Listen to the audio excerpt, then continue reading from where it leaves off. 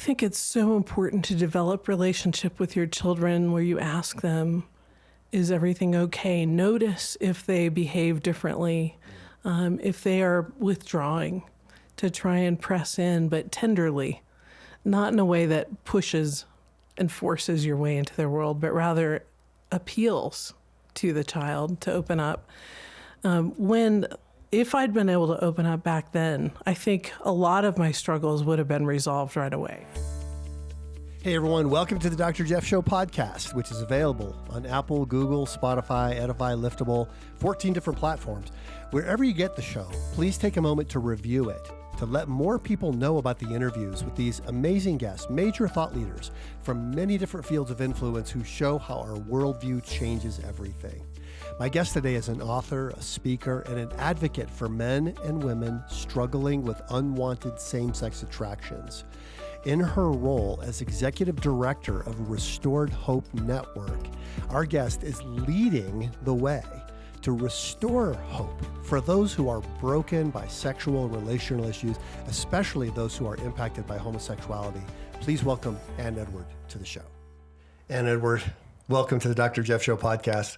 Thank you, Dr. Jeff. Great to be with you. Well, it's fun to be able to do this in person. A lot of our interviews are with people who are all over the world, but it's fun to be able to be here in person talking about something that is hugely important.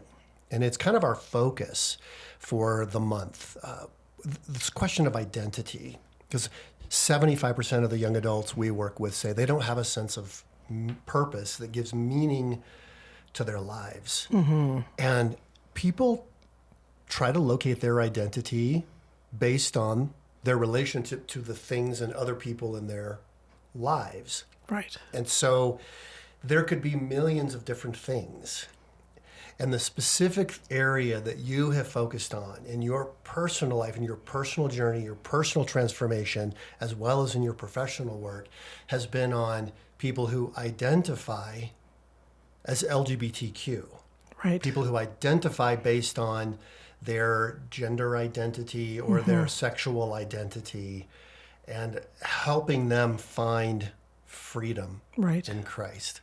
How did you come to this place? Well, that's an excellent question. I personally experienced lesbian feelings from when I was quite young. Had it come about through, unfortunately, being molested when I was 4 by a teen boy in my neighborhood. And the outflow of that was simply feeling uncomfortable in my own skin. I didn't want to be a boy, but I didn't identify securely as a girl anymore. And so that set me up for a number of challenges later on in life. When a girl made a pass at me when I was 6 years old, kindergarten, first grade, all of a sudden it felt like I was in charge of what was happening as opposed to it being imposed upon me. And so that became an outlet for future sexual desire. I never would have planned for that. I didn't want that. It just happened. And so I later had to deal with that. I embraced homosexuality going out of high school. I'd had the feelings for a long time. A girl made a pass at me and I just read the Bible. So I said, oh no. I don't want to be turned into a pillar of salt is what I thought in my head. Seriously. Right. Oh, wow.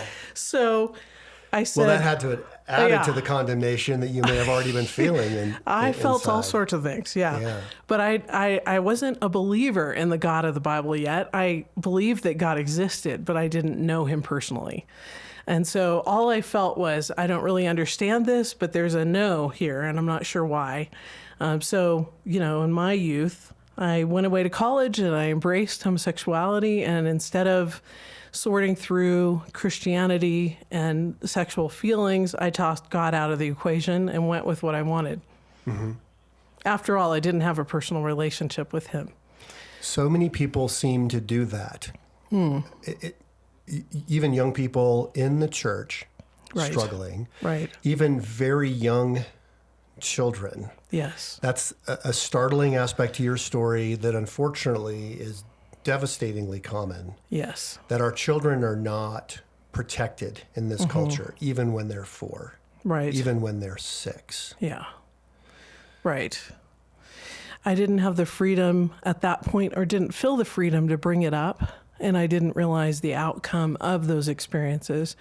When I was 4, the individual said, "Don't tell your parents, we'll both get in trouble," as if I was the reason why this happened. It was your fault. It wasn't until my 20s when I was able to actually grasp that, wrestle with those feelings and those old messages and say, well, of course a 4-year-old's not responsible. The 12-year or 13-year-old is. Yeah. That's ridiculous. But it took me that long to get to that point. Yeah. Is there anything... this seems like a side topic, but I know who's watching and listening right now. And some people are having really genuine, difficult, almost panic type struggles with some of the questions that we're talking about. Sure. Is there anything that we should be telling our children so that they don't feel trapped in that kind of devastating secrecy? I think it's so important to develop relationship with your children where you ask them, is everything okay? Notice if they behave differently, if they are withdrawing, to try and press in, but tenderly, not in a way that pushes and forces your way into their world, but rather appeals to the child to open up. If I'd been able to open up back then, I think a lot of my struggles would have been resolved right away because I would have been protected by my parents. I would have felt secure again as a girl. There were some good things that would have happened as a result of that. And the vulnerability to that teenage boy would have been removed. There are so many excellent things that would have occurred. Unfortunately, they did not. So part of me was wondering as a little girl, do they see me? Wow. So if somebody in your life, if a child that is being raised in your family is acting dramatically different than their normal selves, that's an important time to ask a few more questions and really give them time alone with you to disclose information that they may not want to otherwise. It has to be a completely safe zone and know that they're safe to do that. Yeah. Yeah. Yeah. Well, my heart goes out to the childhood you, thinking of the burden that you were carrying, that you were never meant to carry, right? Especially at that age, and feeling that you had no place to go. Helping our children know there will be an adult who will help you. Yeah. Not all adults are helpful. Not all adults are. But there will be people who will hear you. Yeah. Yeah. A picture I had later on in life was of like a cedar tree growing, but a huge weight was placed on that cedar tree. Instead of growing upwards, it grew sideways and then up. Yeah. And that was kind of the adaptation of my life. Yeah. Talk a little bit, Ann, about, we at Summit Ministries teach our students. We want you to have your primary identity in Christ. Yes. Rather than in your psychological assessment of your personality, rather than your assessment of your gender identity based on videos that you saw on the internet or whatever it happens to be. But we have to go deeper in that with them because you can almost put that on a bumper sticker. Right. And it still won't help. No. What happened in your life that having your identity in Christ began this transformation for you?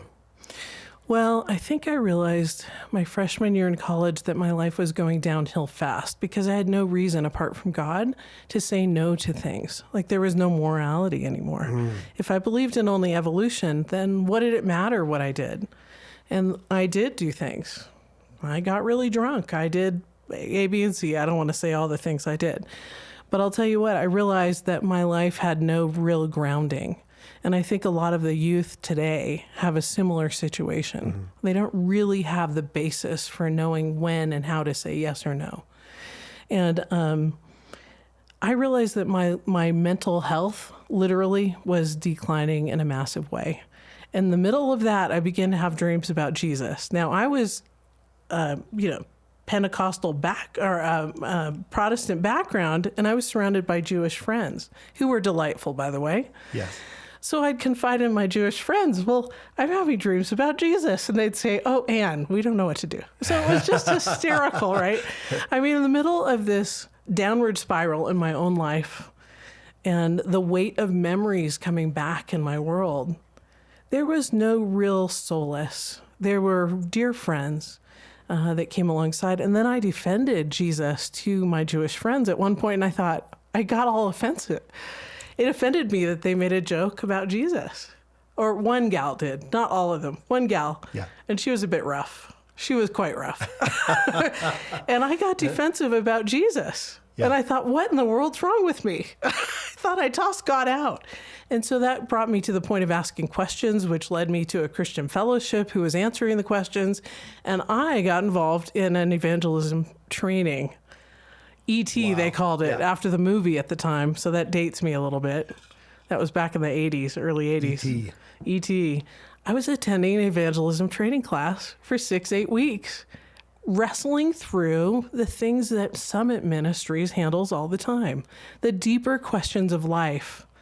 Why is there evil? Why are we offended by it? If its evolution is the answer to everything, evil means nothing. There's no good reason. It doesn't matter. There's no substance to be offended by that at all. And so actually Christianity held the answers to that for me. And on the final night, as we were praying and I pretended to fit in, I'm sure they knew I didn't fit. I'm sure they were so gracious with me, all these other believers in this class. They were so patient and everything.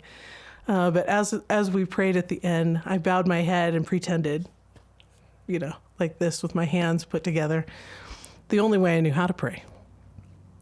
I was silently talking, and God showed me he was in the room. I knew he was there. I just knew this person of kindness and authority was in the room. Our God really exists. He's not just a made-up idea or a concept or philosophy. He's a person. And I said, oh my gosh, I didn't know. Okay, well, I'm a lesbian, but I have to have what you guys have. And the pastor told me about the sinner's prayer and said, well, wait until you're serious and you can hand over everything in your life to this one and you become his.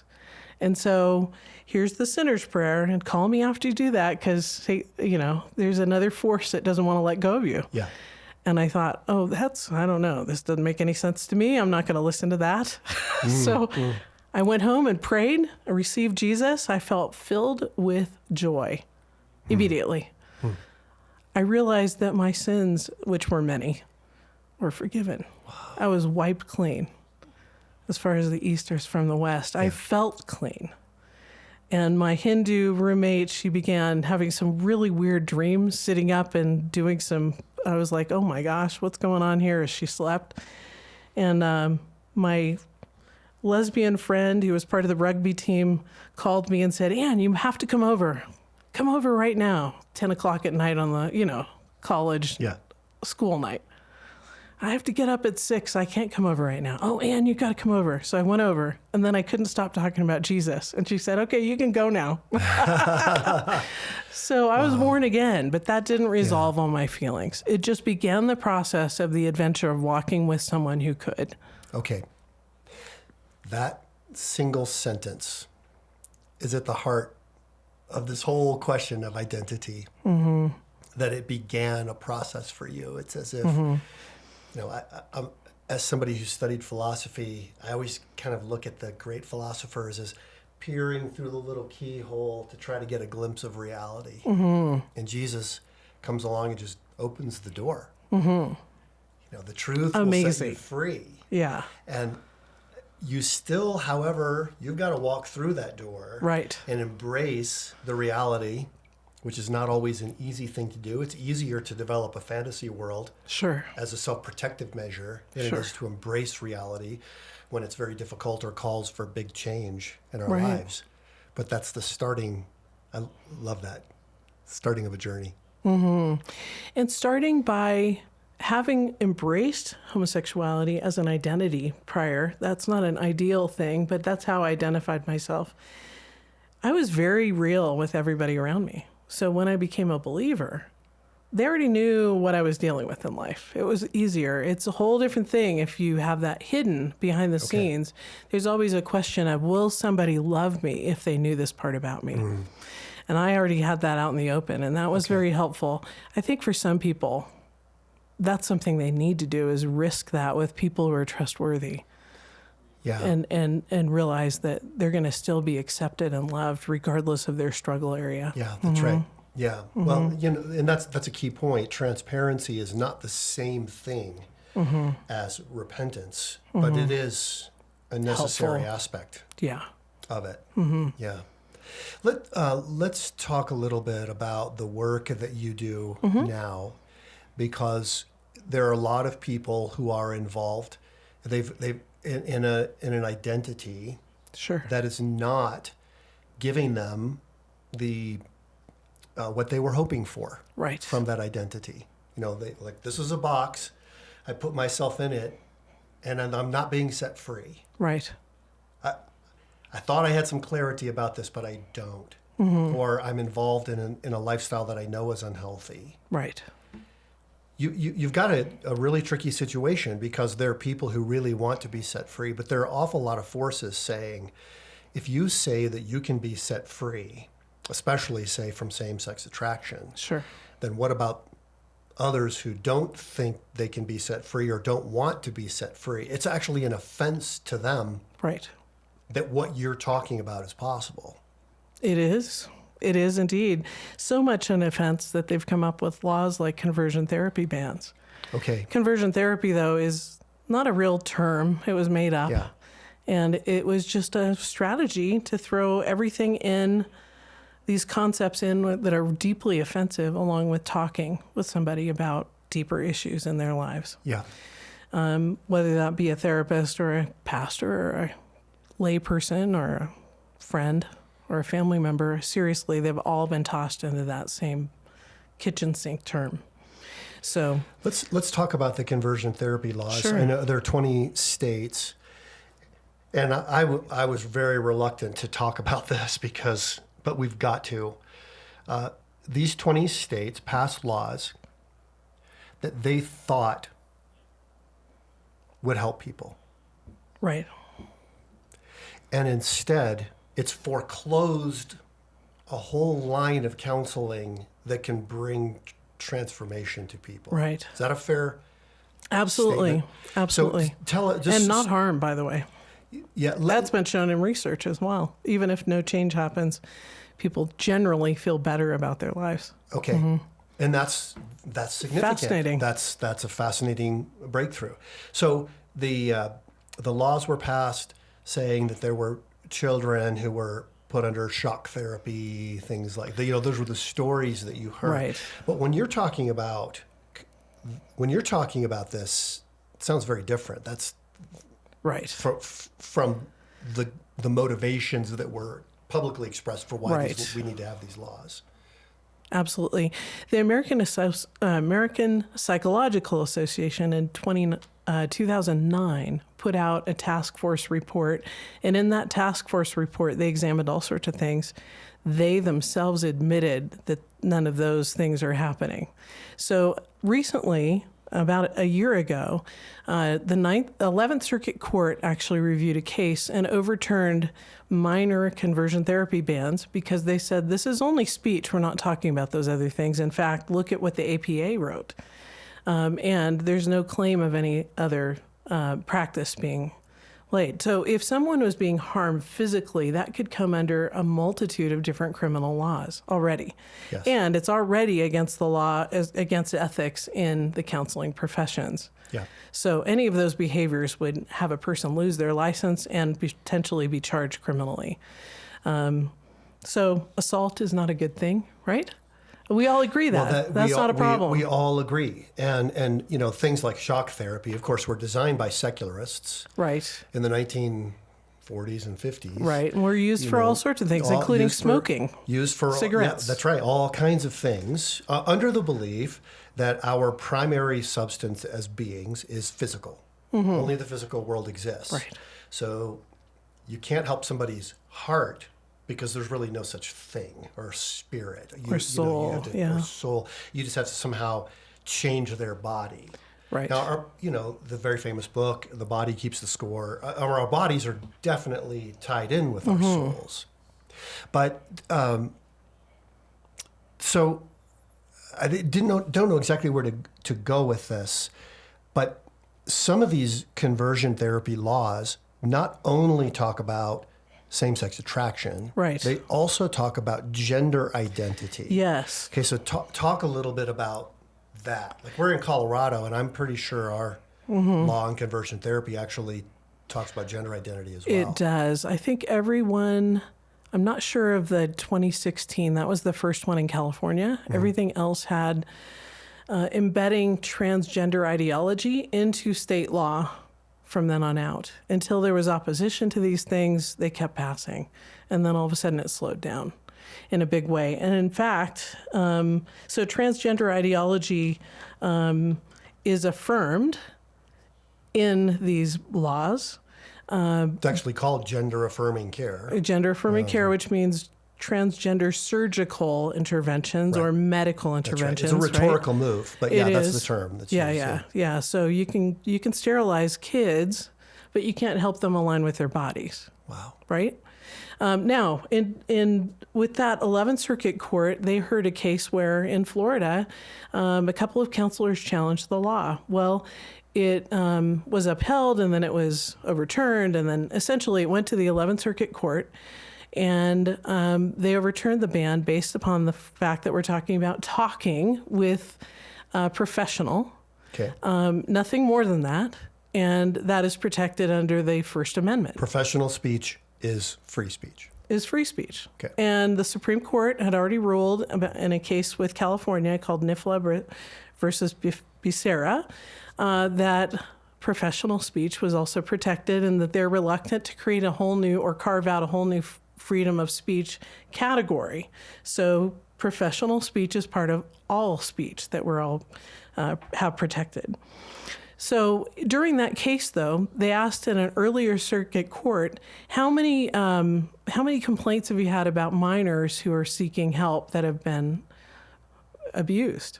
And they said, well, we're not aware of any cases. Or how many cases are you aware of minors seeking this care? We don't know of any cases.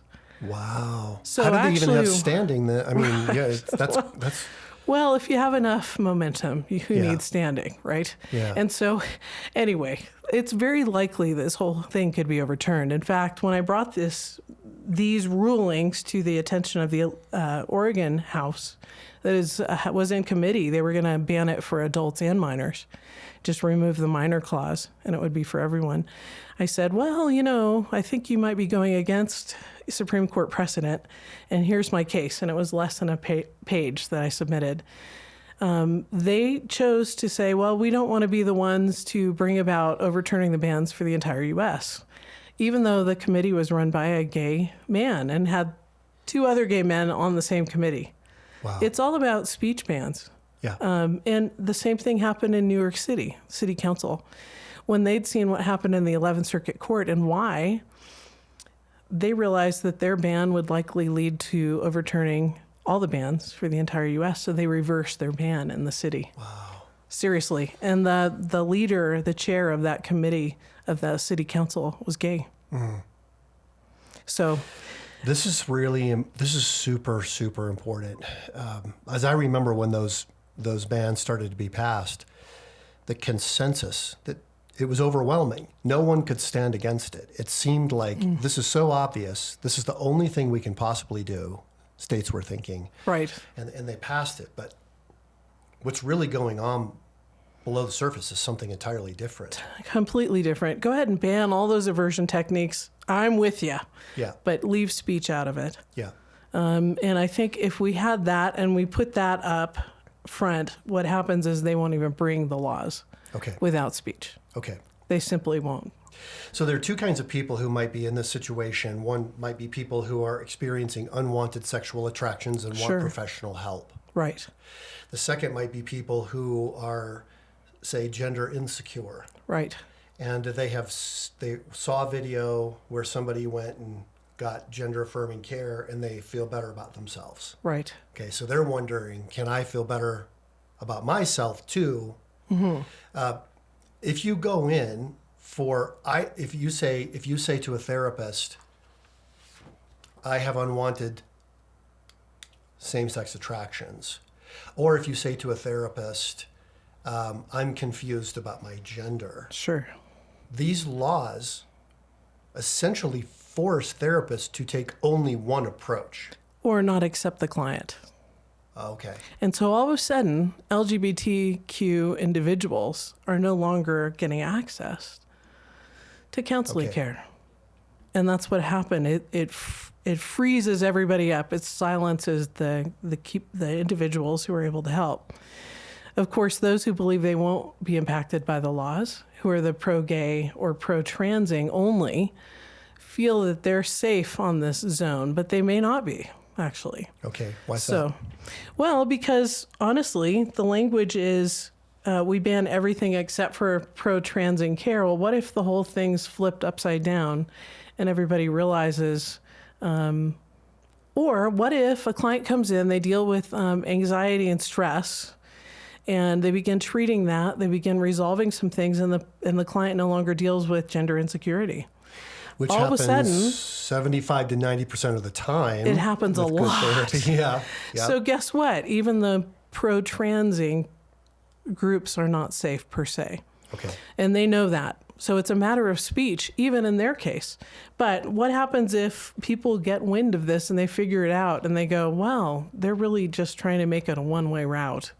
And identity there is not secure. In fact, they're sterilizing a whole generation of kids that otherwise wouldn't have been sterilized. Lawsuits are already beginning to happen. Chloe Cole has filed one. Another person has filed against Kaiser Permanente. I would say because of the malice underlying this view, I think it's quite dangerous. I do too. We've talked a lot about that on this show, and wrote this book, Exposing the Gender Lie, on this topic. Because it is a medical scandal. It really is. Yeah. Really is. Yeah. The data backing up this strategy is so poor. And when you're over in Europe, they say it's an American ideology that they exported. Truly, we think it came from Europe. No, John Money was actually the origin point in the U.S. Yeah. And the pressure comes from American groups to other nations, which is very unfair. Yeah. Because it's not based on sound science even. It's based on very shoddy science and good spokespersons that look sleek, but they actually don't have the data to back it up. So given the chilling of free speech, and if there's someone who's not, and I know a lot of people experience same-sex attractions, and they're not unwanted. They're not at that place where they feel like this is something I've got to deal with. Right. But if someone is, say they're in a situation like you were in where I know what happened to me when I was a little kid, and I could see what happened from there, and I need somebody to help me get a breakthrough. Right. Who should that person talk to? Where should they go? Well, that's why Restored Hope exists. Okay. So we try and pay attention to the laws. We're keeping on top of all of that. We are willing to and working with legal firms as well so that we have backing there. But honestly, we know what the laws declare, and we want to make sure that we offer people as much freedom to get the help that they seek. So restoredhopenetwork.org. Restoredhopenetwork.org. Right. Okay, and what will happen when somebody goes to that website? Well, they'll find a lot of information. They'll find our white papers. They'll find our board of reference. They'll find our board members. Check us out thoroughly, please, because honestly, you don't want to find yourself sinking down into sand. Right. So definitely check that out. But they'll also find a Find Help page with a map and local ministries, local pastors, local counselors. Some are able to do telehealth for counseling. Our counseling portion is growing a lot this year and will continue to grow. But these are individuals who are willing to walk alongside others. They either have experienced that themselves or they've come out of that substantially, not just momentarily, or they are individuals who are trained therapists who are willing to walk alongside of people. And I'm so grateful to have that to offer people. Yeah. RestoredHopeNetwork.org. That's right. Is the website. And a lot of people are upset with you for the work that you do. Well, that's not fair. If they knew my heart, they would know. They would know. They would know. They would know. But what's the basis of that upsetness? Why does it seem like, and we see these rallies and things, shouting at the state capitol and all of that? What's behind all of that rage? Fear, I think. I think it's fear. I think it's intimidation. I think I'm a very gentle person, and after Club Q shooting, they were afraid of Christians shooting up that club, locally here in town. But I and my assistant, we went down to Club Q and ministered to people. We cared for them. We heard them. We prayed for them. We hugged them because our hearts were with them. Yeah. We wanted to see them receive the comfort that's found in Jesus. And so we went down being his expression. So that's the kind of people we are. So why all the death threats? Why all these other things? When my kids were young and I just shared my testimony, my story, I'd have threats against my own life or my kids' lives. They were just 1.5 years old. Are you kidding me? Wow. So what's the big thing? I think it brings some degree of conviction upon the souls of those who are not wanting to change, that if there's a route out, then why shouldn't they pursue it, is the pressure they think they'd feel. Okay. But I'm not putting out that pressure. Look, if somebody doesn't, it's a hard pathway out of homosexuality or any of the letters. You have to really want it, or there's no possible way. And you have to know somebody who will ground you to walk you through to the other side. And the other side meaning security in Jesus. Yeah. Not meaning being straight or being whatever, but actually being grounded in who you are, knowing who you are, feeling secure as who you are, walking forward in peace with God and with man. And those are the outcomes that we seek. Sometimes people get married and have kids. Some people don't. And, that's okay, too. It's not a light switch mentality. We're talking about a dial on a Richter scale, essentially. Okay. It's just all over the map, right? Yeah. People experience. Not in terms of their, gender being a spectrum, but in terms of... No, just about struggle. Personal, walking through the process, experiencing temptation. There may be times of heightened temptation, lowered, etc., and there are strategies to get through all of that. Okay. It's the same for every other Christian, by the way. Yes. It's not unique. Wow. Right. We all either face temptation well or we don't.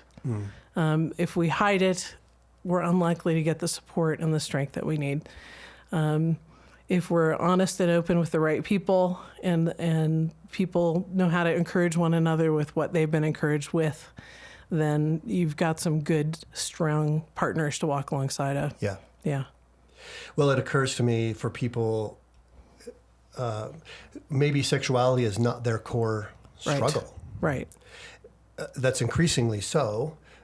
But let's say your identity in your athletic ability or a business that you've started that seems to be doing particularly well, or even your pride in your children. You can have your identity in all kinds of things aside from Christ. Yes, that's right.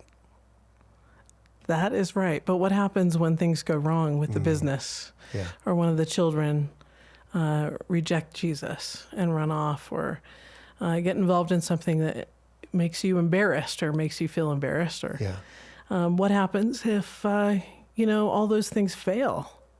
Is that strong enough to see you through? I've been through a number of challenges. Yeah. And I found that Jesus alone has the strength. Losses. I've experienced those. Yeah. It really focuses you on what stands in the middle of life. Life here and hope for the future. Yeah. Yeah. Yeah. Well, this physical world is not all there is. No. And the events that transpire in the physical world are not all of the events that are transpiring. Right. there's a whole spiritual realm. Right. I remember one of our speakers here at Summit Ministries had lived a homosexual lifestyle, came to faith in Christ, and the students asked, in fact, they probably regularly ask this, well, are you still attracted to people of the same sex? And this person's response was, my answer to you is, I once was lost, but now I'm found. Right. And it's simultaneously inspiring and frustrating for the students because they just want to know the struggles that I'm facing will go away. Sure. If I trust Jesus. Isn't that true? That's the question. That's what they really want to know. Sure. Like they don't want the struggle anymore. Right. They just want to be at peace. And you know what? There are different answers to that. I think that is a very true answer, what the individual answered. For some people, about 38% that we found have gone through support. They've been strengthened for a long time. They've worked through underlying issues. There were underlying issues to work through. And they come out the other side and they rarely deal with same-sex attraction. They'd say they don't. I'd say they probably rarely. Let's just modify that a little bit. When I was going through a very dark time in my life, I found same-sex attraction rearing its ugly head. I knew that that wasn't the answer for me. But the old temptations were where I found comfort in the past. Right. And so I had to go, does that really work? No. Okay. Then I'm going to fight this. Of course, a guy flirted with me when I had to pick up some parts at the auto store. And I was like, after a divorce, it was a very, very painful time for me. Very painful. And I thought, wow. Well, that's, he's paying attention. He thinks I'm pretty, and all of a sudden there was an appeal, but thankfully it lasted for 30 seconds or less, probably 10, 15 seconds. That was longer than I should have been thinking about it. Yeah. It should have been an immediate, are you kidding? I belong to Jesus. But honestly, I battled that temptation briefly and then I tossed it out saying, would that make me really feel better? No, clearly. Yeah. Walking with him will. But at that time, I was walking through a very dark cloud. Yeah. It felt like in Narnia when they were going through those dark clouds going to the island. That's right. Do you remember that island of lost dreams? I do. I remember it very well. And I've had those times in my own life. Well, in the middle of those storms. Yeah. You're holding on for dear life. You're not getting out your compass and your sextant and trying to figure out, where you are and what your path is. You're just hanging on. And I think some of the students may be feeling that way. And maybe they're in the middle of their cloud with same-sex attraction or gender dysphoria. Gender confusion is what I like to say. I like your term gender insecure. Because honestly, you are a male or you are a female, quite honestly. Yeah. There is no other evidence biologically of any other option. So when that happens, what do you do? Well, you can hang on. You can hang on to the one person who knows the way out of that cloud, and that's Jesus. Yeah. And that's what I did. And he walked me out of it. Yeah. And that was very helpful. So I just want to say that even people like me who haven't had temptation for a very long time, when a dark spell hit, I found myself dealing with that. Yeah. And then I had to confide that in friends. I had to get prayed for. That's called accountability. It's better to be accountable than confess.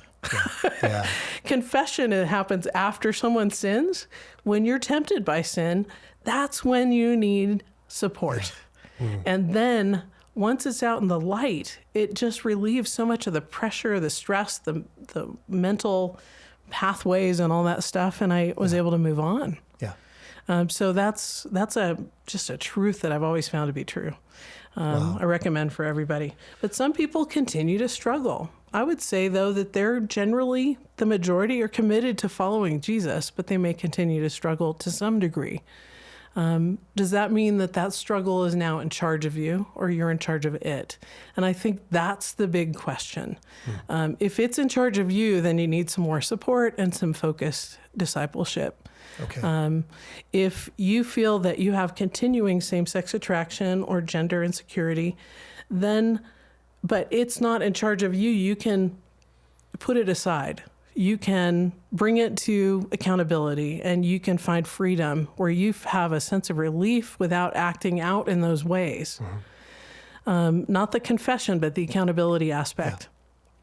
And then you're probably going to be well supported if you develop a good support system. And we have recommendations for good support systems as well. Okay. Anyhow. Well, this is so incredibly helpful and hopeful. Oh, good. And so I'm going to give the website again, restoredhopenetwork.org. That's correct. And people can come there, find information about hope and healing. That's right. In the arena of sexuality primarily. Primarily. Yeah. We do have support for those who are dealing with gender insecurity. Yeah. And we also have a lot of parent support groups, believe it or not. Yeah. I mean, those have been growing exponentially. One meeting just last week had 91 parents at it. 91. Yeah. Wow. Well, I'm not surprised when I travel and speak these days and we do an open Q&A at the end. And any question is fair game. Yeah. You know, Love that. most of the questions are about transgender. Right Sure. now. Yeah. It's what people are thinking about. Right. But they know their kids are thinking about it and they're afraid or confused. And it's nice to know there's a place you can go for help. Well, happy to offer it. There are a lot of lies flying about out there about the genderbread person and you could be born in the wrong body and that kind of thing. Yeah. And that's not scripturally backed either, by the way. Check out Psalm 139. That's right. It talks about the inner and the outer, Yeah. those being connected. That's so good. And thanks so much for being on the show today. Thank you, Jeff. It was a delight. Thank you to my guest today, Ann Edward, for coming on the show. You can learn more about Ann's ministry, Restored Hope Network, at restoredhopenetwork.org. The Apostle Paul says that we are being transformed into the image of Jesus, the pioneer of our faith. That's the spirit in which we want to walk, have our identity in Him rather than in just things happening in the physical world around us. Thanks for tuning in. We'll see you next week. Listeners, I want you to know that our podcast is on Edify, which is a truly powerful app that brings together thousands of the best Christian podcasts in one place for your listening enjoyment. You can download it at Edify, EDIFI.app. Be sure to share this show if you have enjoyed listening to it. And leave a review, if you would, on the site where you download the show. That helps more people know about the Dr. Jeff Show. And I'll look forward to seeing you next week.